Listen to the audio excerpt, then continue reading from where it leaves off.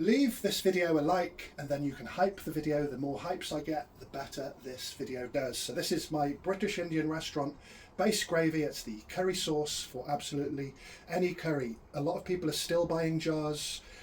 This is so easy. Please don't buy any more jars. Follow this. It's simple. There's enough for about 30 curries here, and the ingredients are in the description of the video. Just going to put some onions into a bowl, plenty. The majority of your ingredients should be onions. Next, we're going to add some carrot, some white cabbage, a little bit of green pepper, a little bit of red pepper. We're going to add some passata, salt, British Indian restaurant mixed powder by Taste of India. That's definitely going to get you the correct taste. Ginger and garlic, a little bit of coconut cream block. I don't see that many restaurants actually use that. In goes some vegetable oil, and finally we're just going to top the ingredients with water.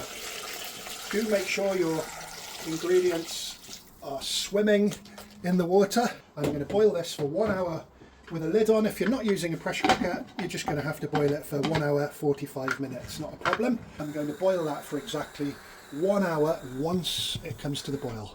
Exactly 1 hour later, it's time to turn the heat off and just allow it to rest, to drop in temperature. After around an hour of allowing that to cool and rest, you can see all the beautiful red oil has floated to the top and everything should be super soft. Let's blend.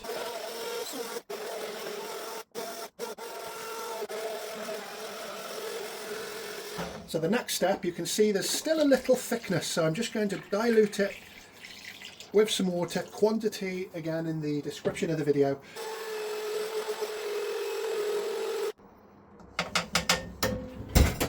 And that's the exact consistency we want. It should be like double cream. Curry in a hurry can be now knocked up in 6 to 10 minutes, depending on what curry you're cooking, British Indian restaurant style. Next step is to divide it up into takeaway containers. You can keep it for about 4 or 5 days in the fridge, or a year or more in the freezer. All topped up, wait for them to cool down before you put the lid on. Some of those are going down the freezer, a few are going into the fridge for curry production. Now, how easy was that? Stop using those jars and make incredible curries from scratch using this sauce. Thanks for watching. I'll be back with more videos really soon.